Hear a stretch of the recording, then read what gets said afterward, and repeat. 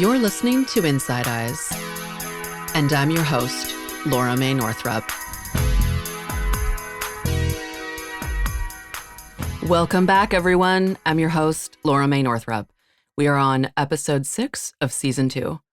If you are starting this series for the first time, please note that the series is roughly designed to be listened to as a sequential series, as well as individual episodes. There might be important topics covered in one episode and then expanded on in another. Essentially, a lot can be gathered by listening to the entire series in order. I encourage you to start with the first episode in this season entitled Welcome Magic. So thank you so much for joining me yet again. And please note, although at the time of this recording I am a licensed psychotherapist in the state of California in the United States, this podcast is not therapy.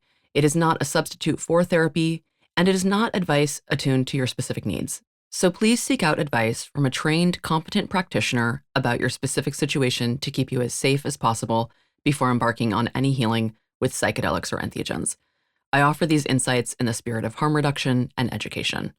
And remember that there is sensitive content in these episodes that is not suitable for children. And before I get into today's topic, I want to share that in the time I was not releasing episodes, I wrote and published a book. My book is called Radical Healership: How to Build a Values-Driven Healing Practice in a Profit-Driven World. Part memoir and part politicized self-help. In a nutshell, it's a self-help book for the helpers.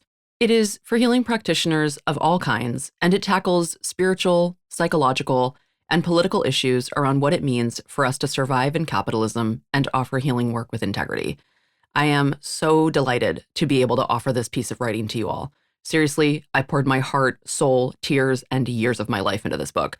I'm proud to say it is already sold out of its first printing, and people seem to find it super helpful. So if you like what you hear on my show, trust me, the same level of heart and intention is waiting for you in that book. If you are considering becoming a healing practitioner, or you already are one, but you want to rethink how you walk your path, you can order it anywhere books are sold. Again, it's called Radical Healership: How to Build a Values-Driven Healing Practice in a Profit-Driven World.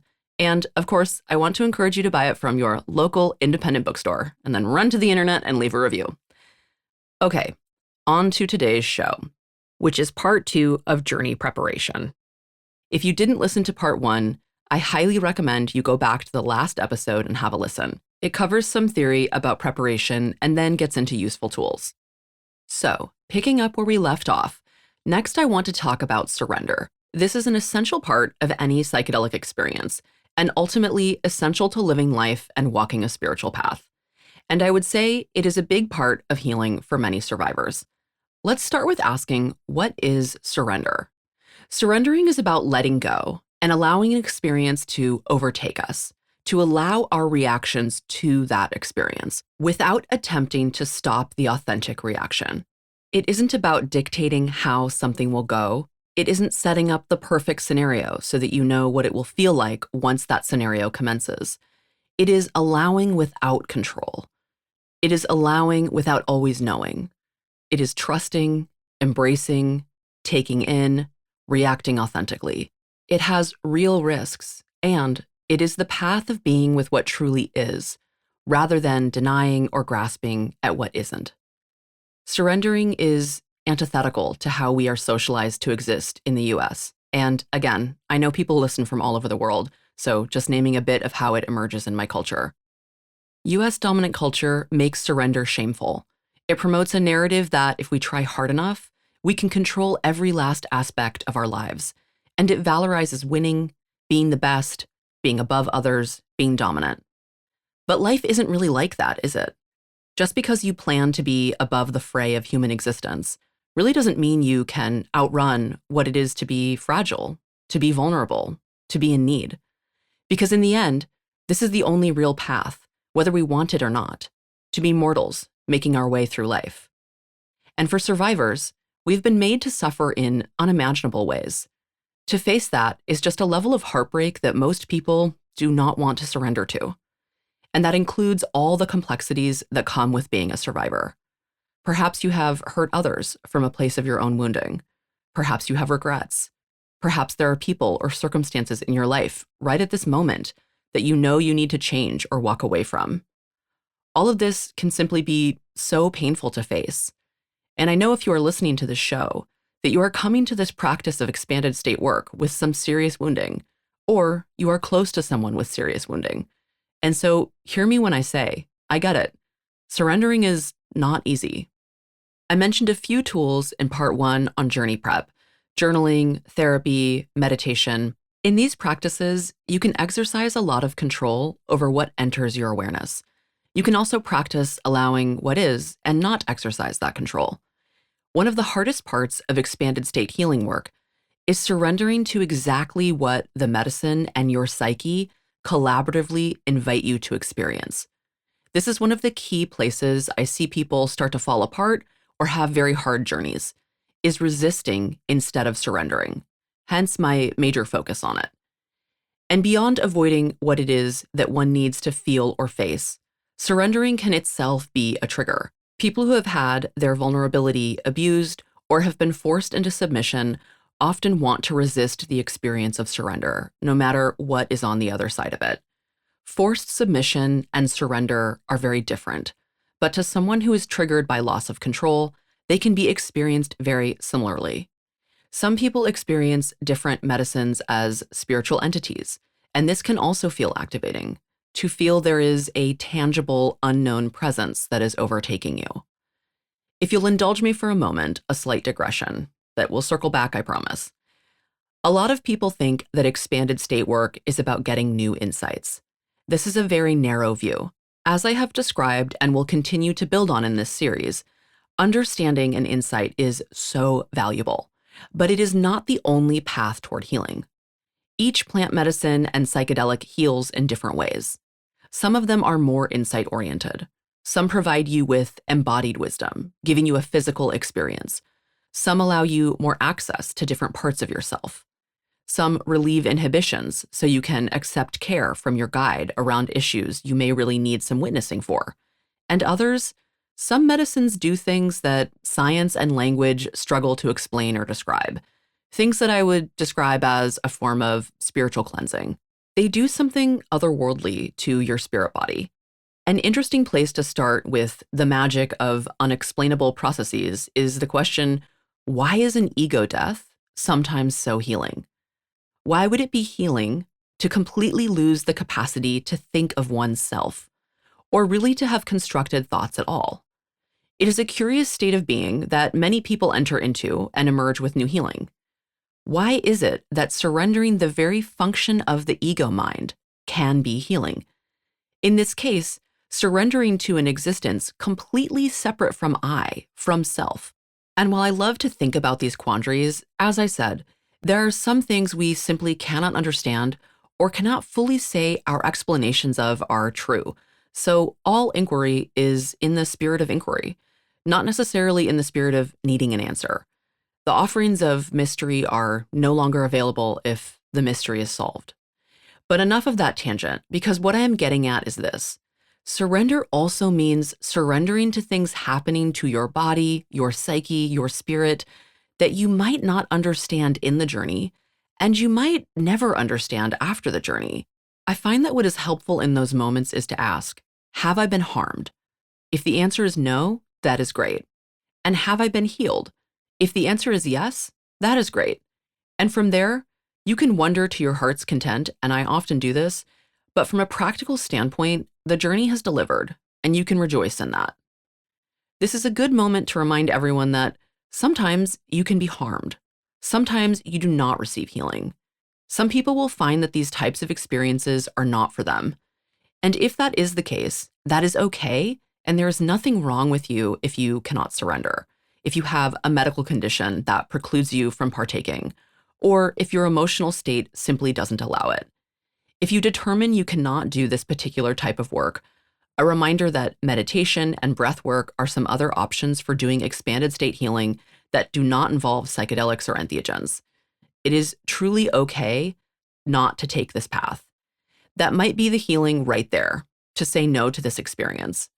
Surrender in a healing context is not healing if it is not consensual, overly focused on results, or leads to significant harm.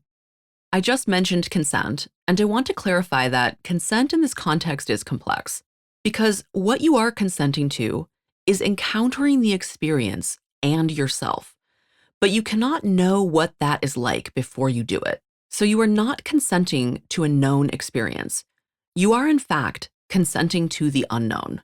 You may surrender to pleasure or joy, but we also allow pain, confusion, and being taken over by an unseen force. We simply allow what is our direct experience in the moment.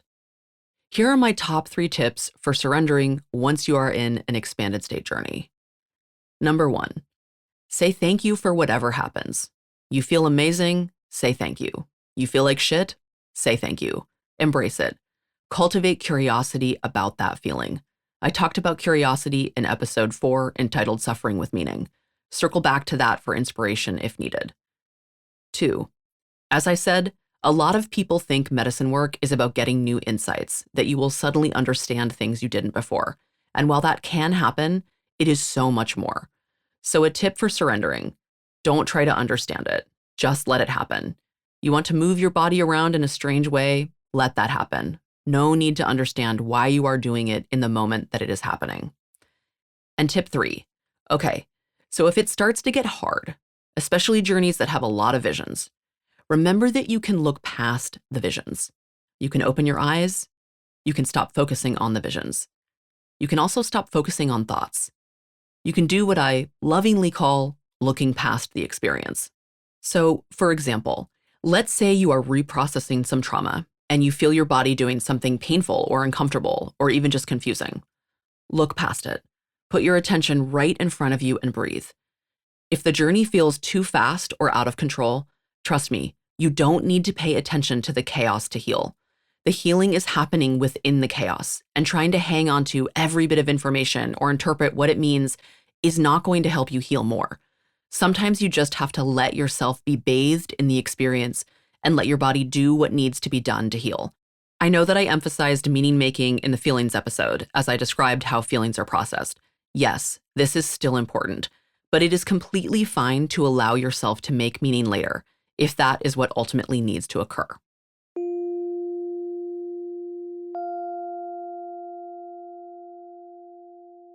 The next thing I want to talk about is what I referenced in the last episode as learning to speak in mythopoetic language.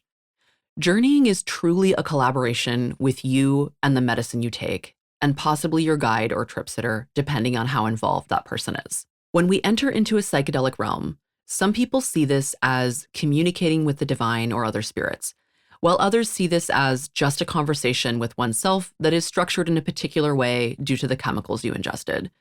Either way you slice the pie, you are in the realm of a very specific language, and it isn't the one I'm speaking to you in now. It is the mythopoetic realm that all people can speak in, though many of us have forgotten.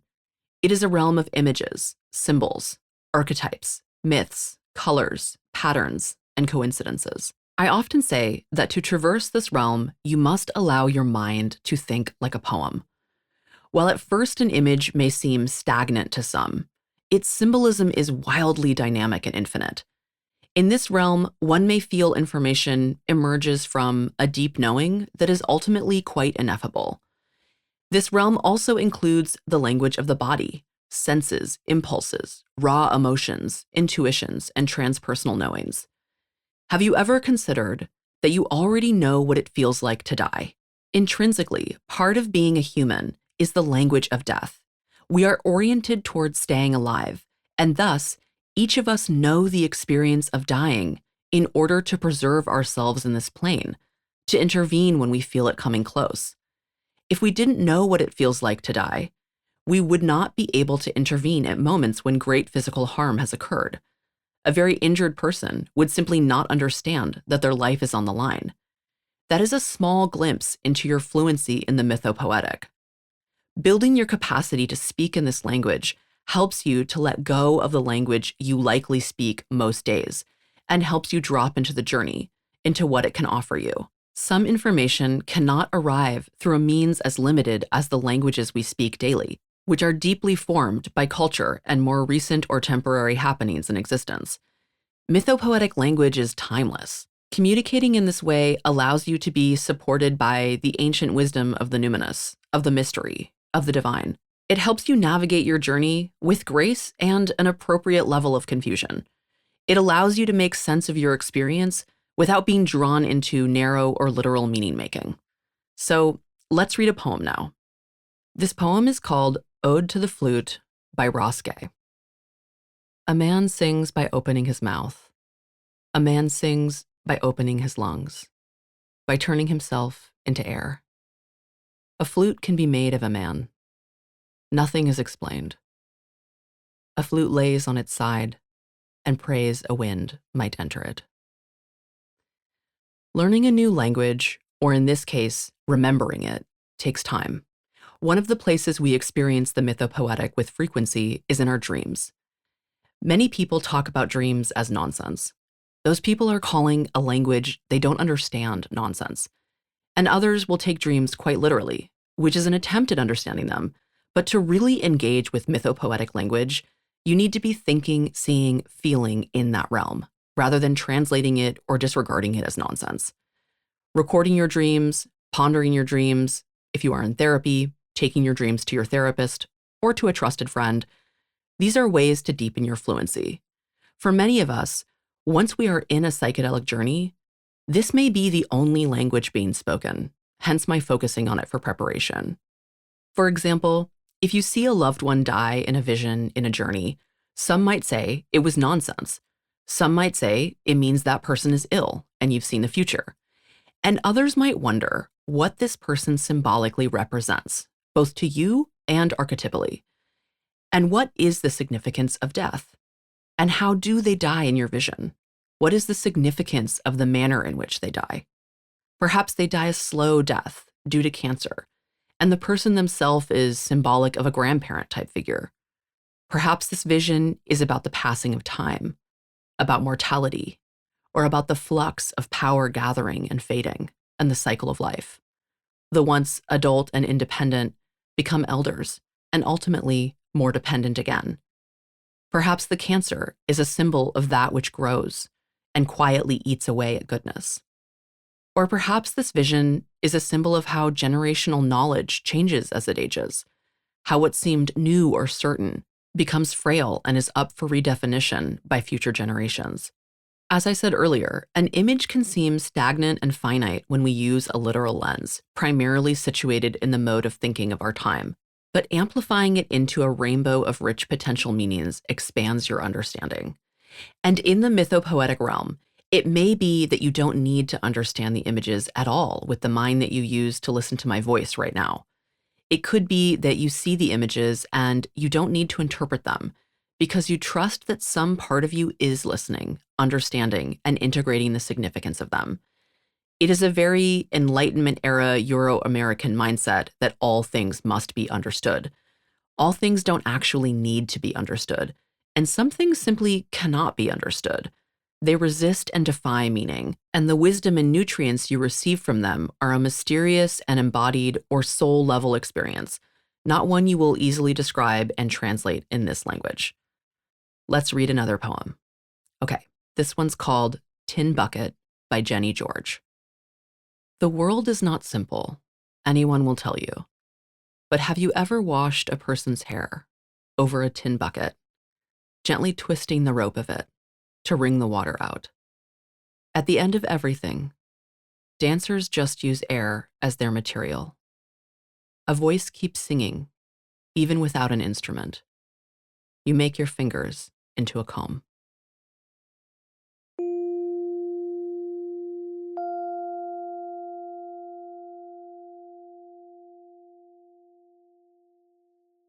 In the last episode, I mentioned that an important part of preparing for expanded state work is learning to follow the impulses of your body. Let's turn now to talking more about the language of the body and something called somatic psychology theory. The term somatic simply means that it is theorizing about the body. A common refrain in wellness culture that many of us have probably heard is trauma is stored in the body. But what do we really mean by this? I'm going to explain one of the major somatic theories that underlies this popular phrase. And I'm going to use a simple, non-graphic example of physical violence, so content warning for hitting. Okay, let's say that a person is in a situation where someone else attempts to strike them. A set of reactions happen in response to the attempted assault. First, the person becomes scared and has a big surge of energy. That is the energy that could go toward fighting to defend themselves, it could go toward running, or it could go toward screaming out for help. But let's say that next, one of these three things happen. 1, the aggressor strikes them before they can mobilize one of these defenses. Or 2, the victim becomes overwhelmed with fear and dissociates as an immobilized defense instead of a mobilized one. Or 3, the victim goes into what is sometimes called tend and befriend and tries to calm the aggressor. In each of these examples, there was a big surge of energy that the body prepared for a large movement, but did not result in a movement, such as hitting, running, covering the face from impact, screaming out, or rapid breathing as an expression of fear. So back to that idea that trauma is stored in the body. Some somatic theories propose that the energy that mounted, as well as the actual movement that didn't happen, needs to be sequenced in order for the nervous system to fully come back to a consistently regulated, non-traumatic state. And that could happen 10 minutes later or 30 years after the assault. Okay, so what do I mean by sequence? I mean that the body essentially needs to do that original movement. What I don't mean is that someone can just make the movements from the original experience and be healed. Organic sequencing is something that emerges only in an activated state where the trauma is quite alive. That could appear as clear as someone turning away, raising their arm to defend themselves, or screaming out for help. It could also look like a shaking in all the muscles that would have been involved in the movement, or several small, indiscernible movements that, to the untrained eye, might appear meaningless. It can also look like variations in breathing. Less talked about in the realm of somatic theory is how feelings are also movements that wanted to happen and didn't. So we have the trauma responses that need to be sequenced, right? Like fight, flight, freeze, etc. But a part of healing from sexual trauma is also expressing feelings in an embodied way. And this is very important when we talk about surviving sexual violence, because as I said in a previous episode, this type of violence produces not just trauma responses like flight, fight, and freeze, but also very intense, intolerable emotions such as rage, unimaginable grief, terror, disgust, and debilitating shame. We aren't talking about casual feelings of annoyance or being bummed out. We are talking about the stuff that drives a person to excessive substance use, self-harm, and suicidality. If you are a somatic therapist listening, you know how hard it is to support the people you are working with to organically sequence. Some people jump right in. They're like, wow, we're sitting here stone cold sober and I'm just shaking out all my trauma. But many people really struggle to do it due to cultural conditioning, oppression, and frankly, just a lack of experience. It is somewhat difficult to explain how to organically open oneself to a movement they have never done. Unsurprisingly, though, people do it quite naturally in expanded states of consciousness, as long as they are able to surrender and follow the impulses of the body. Sexual violence is often a form of physical violence, and even if what you experienced was not physical, you still have embodied fear and defense responses. So, if you adhere to this somatic theory, what your body does in and out of the medicine journey is a big part of your healing. For this reason, I think it is essential to prepare yourself to be able to follow the impulses of your body in general, but especially in the medicine journey. And this is critical because when your body starts sequencing, it could scare you and you could easily try to suppress it. But to access the healing, you've got to flow with it. Regarding tracking one's body in a journey, we have to be quite curious about what is happening. It is easy to misinterpret sensations.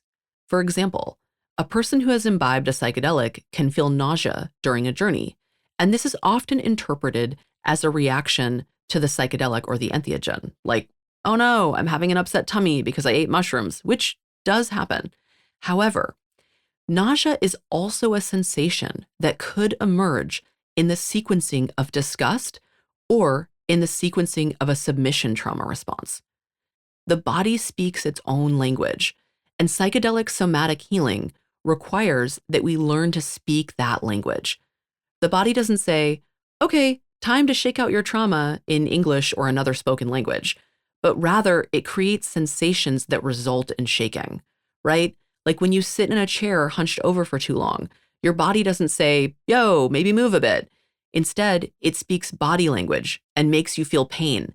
And that is its way of saying, move into a new position. The medicine you imbibe is not stronger than you.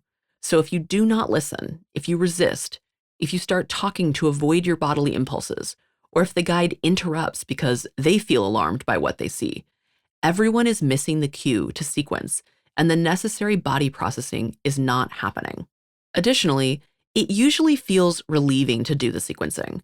For example, a buzzing sensation might be indicating that it is time to shake, and you may find that the sensation of buzzing is far less uncomfortable once you start moving in whatever way the body is indicating. So in my opinion, even if the experience and the movements make little sense, as long as you are not hitting your head, disturbing someone else's process in a group setting, and are relatively safe in the environment, I think it is valuable to go as far as you can in completely surrendering to organically emerging movements. You can practice this in a sober state. You do this by sitting or lying quietly and tracking what is happening in your body. If some anxiety arises, you do nothing. You do not lift a finger. You do not fidget. You let it mount, and you pay attention to it. As it rises, you enter into a state of letting your body react to it without pushing it away. This is a lot easier said than done, so you may need to try multiple times to get it. But even if you try and cannot do it sober, it is still very useful to go through the motions in preparation for when you enter the expanded state journey. This is a bit like letting a pot boil, and instead of lifting the lid to let the steam off, let the water boil the lid off. Let your body do the work. And it can be tricky because you are working to discern if a movement is to let off steam or is organically emerging. I know it is confusing, just let yourself explore it. Often what happens when people do this is they can feel a little shaking form out of their anxiety. Episode 10 of this series is a guided meditation to help you do this. People often report being physically uncomfortable in psychedelic and plant medicine journeys. Any discomfort, and I mean any discomfort at all, could be your body moving into a meaningful process. So, if your hip hurts, get curious. Let it shake a little. Listen to what it wants to do. If you feel nauseous, don't just go with the narrative that it is an adverse reaction. Check it out and see if there is shaking, purging, or another movement that wants to happen. This is part of the collaboration I talk about. The medicine won't necessarily say to you, time for shaking and sequencing running away to safety. Your participation is a process of opening yourself up to these nonverbal interactions where you allow the body to move. And if the medicine is trying to move you and you resist, you will likely feel more pain and discomfort. The last thing I will say on this is that there is a modality that some people find helpful called tension and trauma releasing exercises. You can search it online and find lots of videos, resources, and practitioners if you want to try it out. It is a set of exercises that helps people get their bodies to do some of the shaking and release that I have just described, and there are no psychedelics or entheogens involved.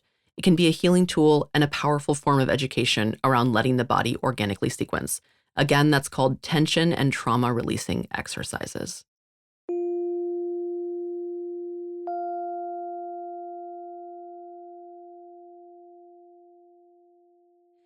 And the last thing I want to cover today is crafting an intention. An intention is more than an idea. It is a practice. You determine it to focus your energy and challenge yourself to face and heal what ails you. I often hear people go into medicine work and have the intention, show me what I need to see, or I'm open to whatever comes. And if that is what resonates for you, go for it. I personally appreciate bringing a clear and strong intention. Or if the intention is to be open to whatever comes, to work on that intention in a very engaged way. Part of what makes an intention strong is giving it some very clear attention. And here is how I see that panning out. Prior to your journey, you can expand and amplify what your intuition is pointing to. If you choose to work on being open to what comes, then part of what your intention is about is openness. In this example, prior to the journey, you might explore ways you are open and ways you are not, fears you have about being impacted by something unknown to you, or a longing you have about being open to what is unknown. Examining ways you have either done this in the past or ways you have struggled to do it. You might ask yourself if there is in fact something more specific that you are uncomfortable naming at this moment, or be curious if you do not feel allowed to ask directly for something more specific, or if you fear being disappointed by being specific. How did you decide on this intention? Interrogating the why and how of your intention helps you do some of the opening up to it prior to the journey. And this can be helpful in deepening your journey and making it more useful to you. This might sound as though I am quite focused on productivity and results, and I sort of am. I think allowing yourself to completely surrender to whatever happens is beautiful, but I also think people often approach that intention from a disengaged and somewhat unclear place. And this work is expensive, hard on your body, and it takes a lot of effort both in and outside of the journey. You may lose income from missed work, you may be paying for extra childcare, you may have flown to another location to access the experience. I want to help you do what you came to do. If you are there to heal from sexual violence, I want to inspire you to be courageous enough to approach the journey when you are ready to say that is what you really hope to heal. I also think preparing yourself is a way to respect the medicine itself. Some of these experiences are dependent on a plant growing for years and being tended to in an involved and dedicated way by traditional stewards. Going into a journey with reverence involves honoring the medicine and the people growing it and tending the tradition by showing up all the way in your part. As I stated at the beginning of part 1 on preparation, another aspect of focusing on your intention can be giving it daily attention and simply keeping it on your mind. I gave the example of spending the weeks leading up to a journey very focused on a conflict at work, when the original goal might be about sexual trauma. Working on conflict avoidance and how to relate to other humans is sacred work, so this is not a misguided intention, and in some unconscious ways, it may even be about your process around sexual harm. Perhaps the thing that you are upset about at work is feeling overpowered or violated. Just keep in mind that whatever you want to work on needs some focus. We can only be where we are. So building an intention with care is not about moving you along faster than you are ready or about pressuring you to maximize your outcomes. It is about being intentional with preparation and being real about what your focus is. I also talked about expectation management in the last episode, and I want to circle back to that for a moment. Expectation isn't simply about what you might expect you will get from the experience, but also about what you expect that you will have to put in. Many people approach these medicines like they are magic and can instantly transform whatever you tell them to.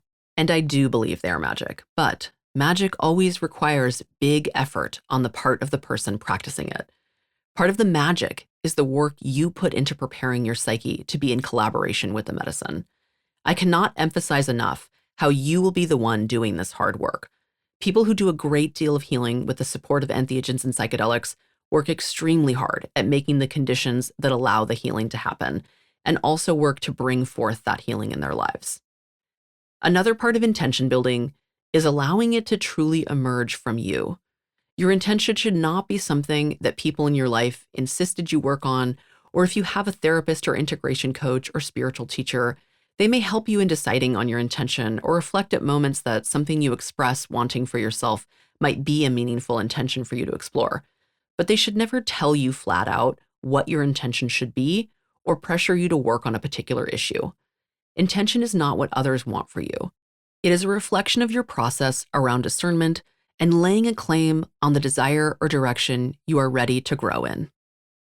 If you feel confused about how deep to go in intention building, remember this. You can go right to the edge of what works and find the place where things start to break down and choose an intention that exists there. For example, let's say you want to heal PTSD symptoms around an assault, but you are too afraid. You could try to escape the fear by not focusing on the situation at all, which may be appropriate and you get to decide that. However, you can also go in with an intention that goes right to the edge of your discomfort and start there by having the intention, I don't want to be afraid to work on my PTSD anymore. I want to release the fear. So it's not overcommitting to something too frightening, and it's also not undercommitting and avoiding working on an important process for you. The focus is not on healing the PTSD in this situation.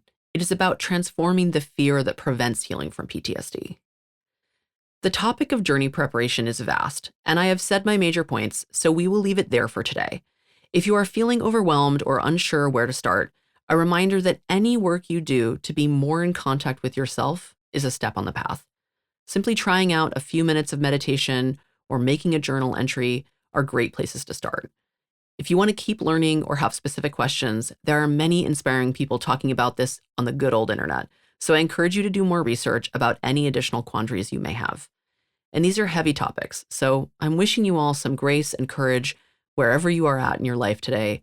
I invite you to take a big breath and send yourself and the people on your team some love. If you want to support the show, please rate it on whatever podcasting app you use and consider sharing this episode with people who may benefit. Thank you so much for supporting this work. I teach occasional classes, offer group and individual consultation to clinicians around the world, and provide psychotherapy to people located in California. If you are curious about my offerings, you can find out more information and contact me via my website, lauramaynorthrup.com. And here's where I give out my social media handles, but I want to say a little something about social media. You only see what ends up being popular enough to come into your feed the days that you look at the app, an app that is controlled and censored by capitalist elites. If you want to ensure that you hear about ways to work with me, learn from me, or get healing support, join my email list. I send very few emails, less than 5 per year. You can find it on my website, lauramaynorthrup.com, or there is a link in the show notes. And if you want to see memes and leave things up to social media fate, find me on Instagram, @LauraMayNorthrup. And don't forget, I have a new book out, Radical Healership. Check it out. Link in the show notes. Okay, until next time.